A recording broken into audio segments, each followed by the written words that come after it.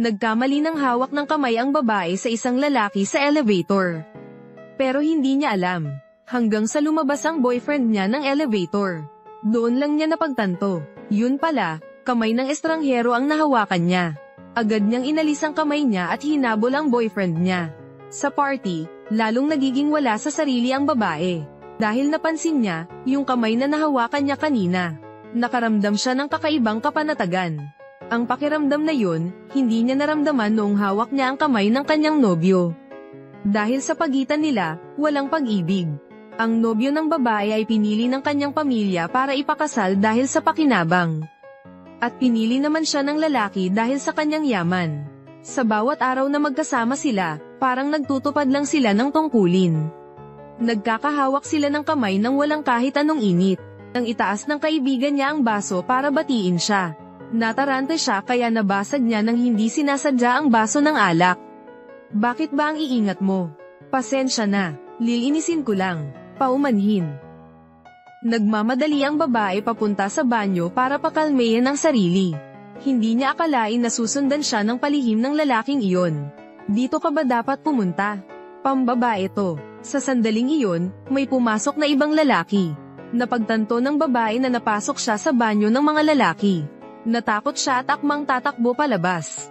Ngunit hinayla siya ng lalaki papasok sa kabeta. Anong gagawin mo? Lumayo ka. Sa mismong sandaling iyon, pumasok ang nobyo ng babae sa banyo. Napansin niya ang damit ng babae sa tabi ng lababo. Inisip niya na posibleng nagtaksil sa kanya ang kasintahan niya. Nang balak niyang sumugod para mahuli sa akto ang babae. Bakit ka pumasok sa banyo ng mga lalaki? Nagmamadali ako kanina. Xinghan. Huwag ka masyadong uminom ngayon. Oh, heto. CR lang ako, lumabas ka muna.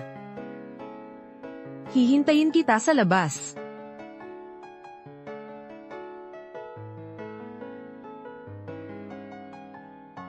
Boss Joe, magbabanyo ka. Akala ko hindi na kayo magkikita. Pero isang araw, nagiinuman sa bar ang babae at ang kaibigan niya. Nang mapansin sila ng dalawang lalaki, nilapitan sila at binastos ang dalawang babae. Sa kabutihang palad, nakita muli ng babae ang lalaki sa elevator noong araw na iyon. Nang tulungan niya ang babae na itaboy ang dalawang siga, biglang binasag ng kaibigan ng babae ang bote sa ulo niya.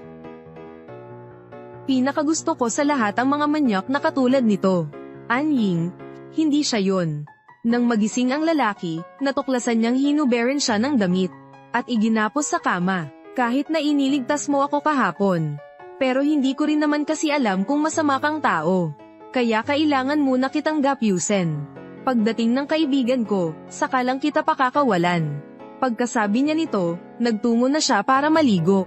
Tinawagan ng kaibigan niya para pumunta agad. Nahihiya rin kasi siyang mag-isa sa bahay kasama ang isang lalaki. Pero hindi niya akalain na. Anong ginagawa mo? Anong gagawin ko? Ipagbibigay alam ko yan sa pulis.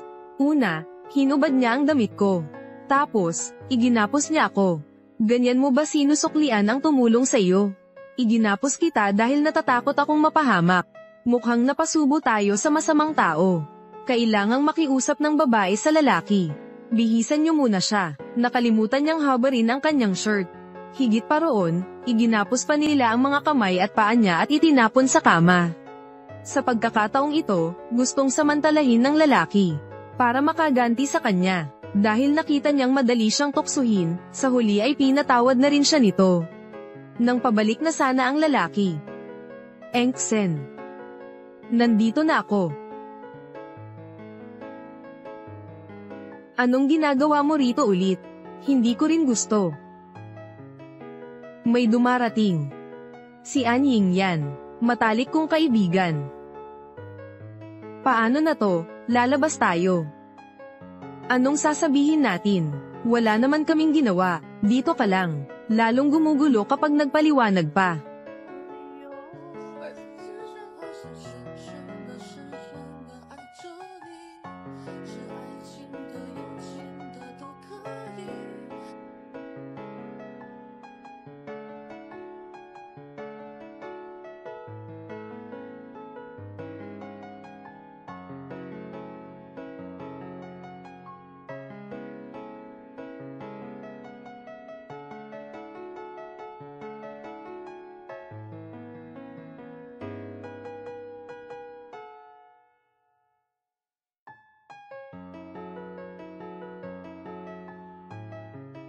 Engsen.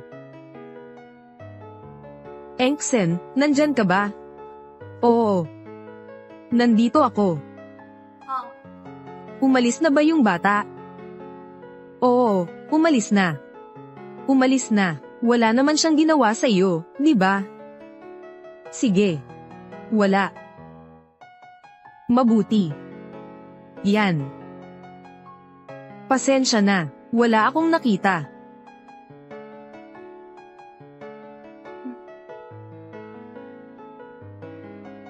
Aalis na ako. Okay. Ginagawa pa rin ba natin to? Ang alin? To.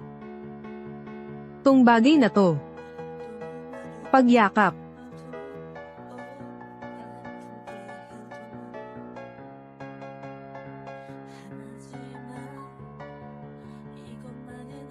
Engsen. Anong ginagawa mo dyan? Naliligo ako.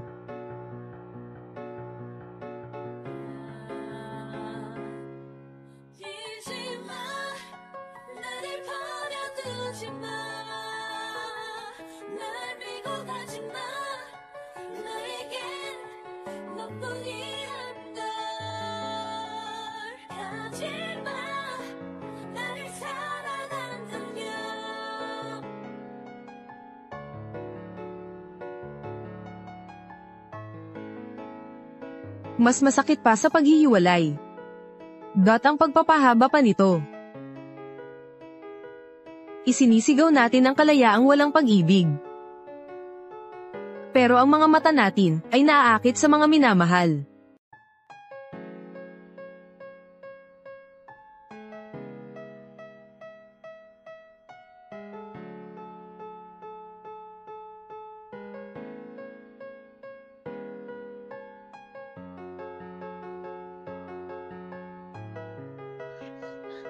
Chin Yulin, anong ginagawa mo? Chin Yulin. Chin Yulin, anong ginagawa mo? Itigil mo yan. Nandito pa rin si Han. Anong pakialam ko kung nandito siya?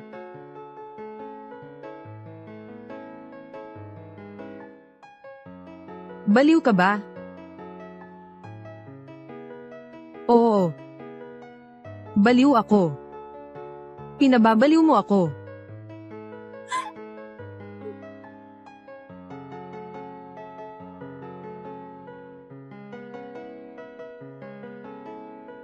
Chin Yulin.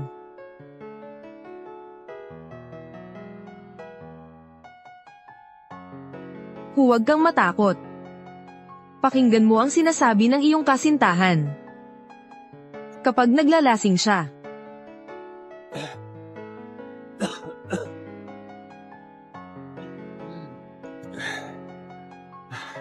Nasaan na yung mga taong pinapahanap ko sa'yo?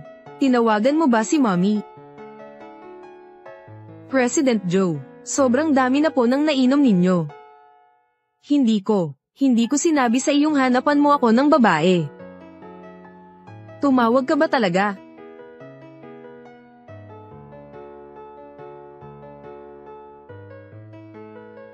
Sanggol, sumama ka sa akin ngayong gabi. Bibigyan kita ng 1,000,000. Umuwi ka sa akin ngayong gabi.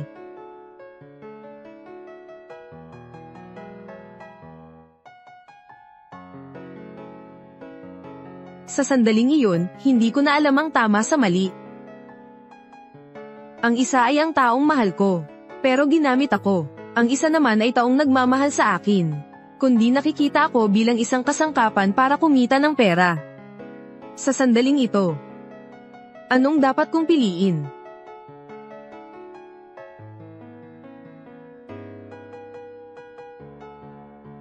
Ang isa ay ang taong mahal ko, pero ginamit niya ako. Ang isa naman ay may gusto sa akin, at itinuturing akong paraan para kumita ng pera. Sa ngayon, ano kaya ang dapat kong piliin?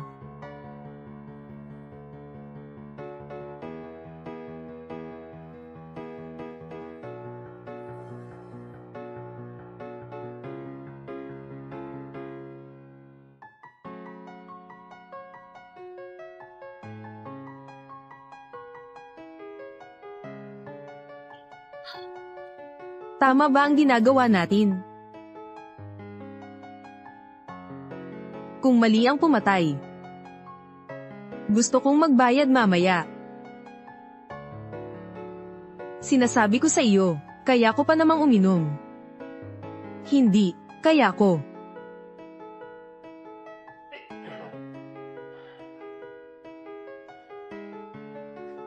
Yulin. Ano iyon? Wala, naibalik ko na si Director Joe. Pero bakit siya sobrang lasing ngayon? Normal lang naman ang malasing, di ba? Pero hindi ko siya masyadong nakitang uminom. Paano kaya siya nakalasing ng ganyan?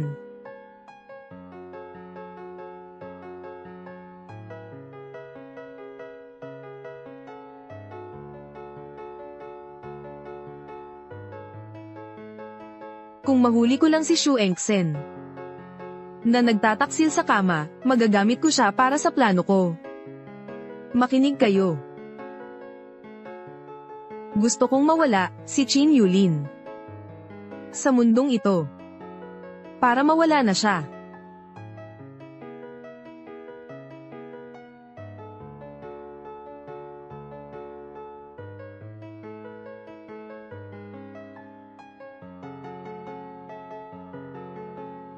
Mag-iimbento ako ng paraan para maibalik yun. Ibinigay ko na ang buhay ko sa pamilyang Joe. Sige. Mamatay ka na ngayon. Pinilit nila ang aking ama. Namatay ang aking ina pagkatapos noon. Gusto nila akong magpirma ng kontrata na 80 taon. Mula ngayon, aso ka na ng pamilyang Joe. Papaluhod ko kayo. 18 taon na. Araw-araw, sana'y mapatid ko ang mag-ama na iyon. Sisirain ko ang pamilyang Joe. Magbabayad sila sa ginawa nila sa mga magulang ko. 1 taon na ang nakakaraan.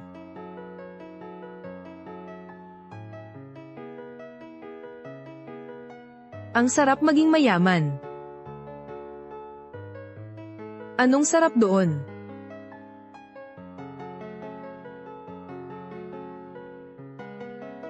Gustong-gusto mo ba? Maganda ang itsura, nakakatuwa.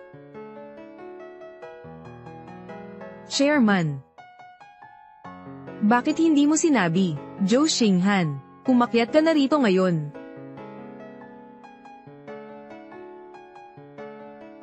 Kayo ni Shu Engsen, gaano na kayo kalayo? Ganun lang, ang mga babaeng gaya niya. Hindi ka wili-wili. Anak siya ng Fenghua Chamber of Commerce. Kung pakakasalan mo siya, anggat ang pamilya Joe. Isaulo mo ang mga gusto niya at ang kaarawan niya. Tandaan mo, dapat mo siyang mapaibig. Sige, sige. Kukunin ko siya, sige. Mga anak, nandito na ako.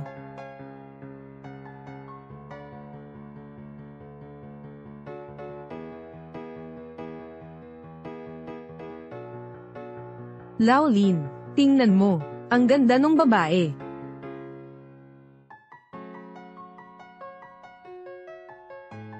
Shu Engsen, naalala ko na.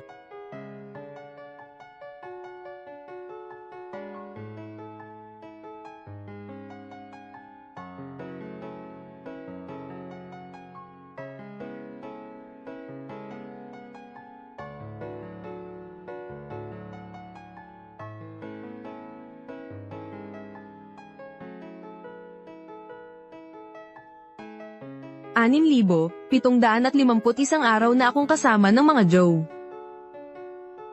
18 years ago, para gumaling sa sakit ng nanay ko.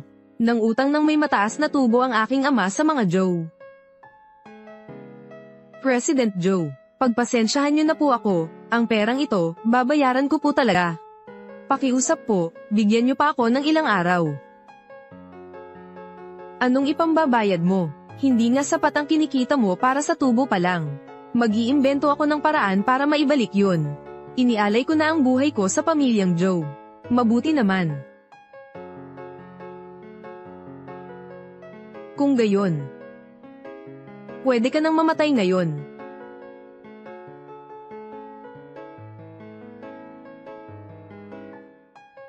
Pinilit nila ang aking ama. Namatay ang aking ina pagkaraan. Pinapirmahan nila ako ng kontratang 80 taon. Mula ngayon, aso ka na ng pamilyang Joe.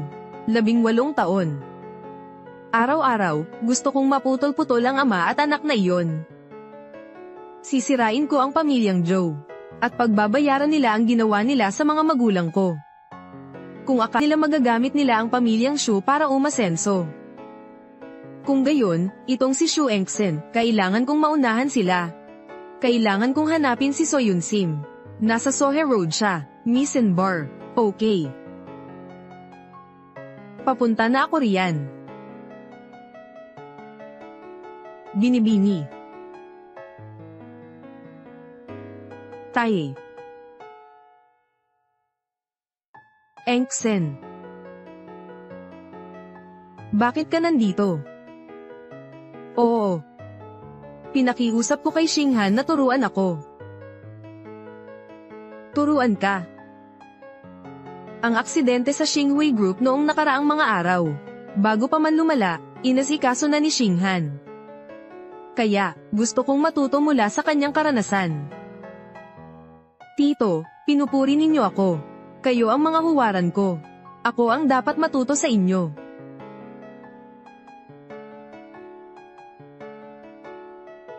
Maghihintay ako sa iyo sa hotel, baby. Tito, Engsen. May importanteng bagay, kailangan ko nang bumalik at asikasuhin iyon. Sige, sige na.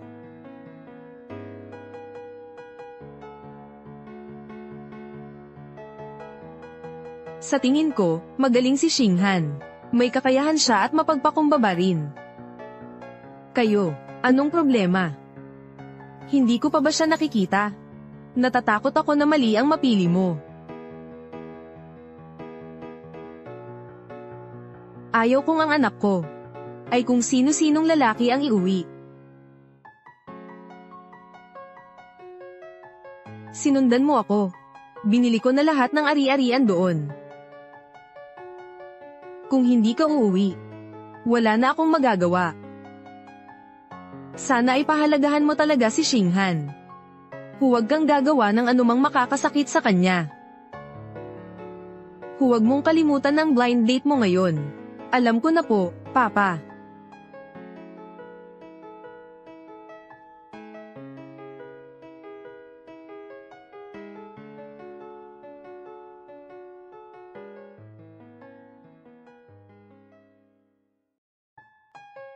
Hello, Yali. Ano na naman ito? Samahan mo ako sa date.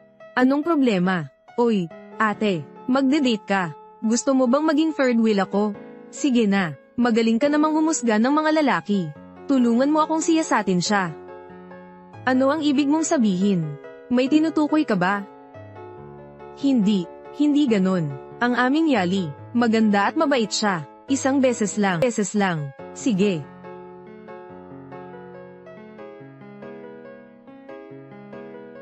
Hello. Tama, sige. Tara na, tigil na sa pagkain. Saan kayo pupunta? Pinapanta kami ni Mr. Joe sa Xinghe para magsundo ng isang tao. Nasa Xinghe lang ako kahapon. Anong ginagawa mo roon, nang gabing iyon? Sige, Zin. Tara na, tigilan mo na ang pagkain. Wala pa nga akong kagat. Ililibre kita ulit pagbalik ko, ha, bro? Tara na. Dito siya nakatira, at saka, inialok niya ang sarili niya sa kanya. Ano pa? Una, iniligtas ko ang isang dalaga. Tapos, naligo siya, at inialok ang sarili niya sa akin. Ganoon talaga ako kagaling. Hello, Miss Shu. Nandito na kami sa pinto. Ito.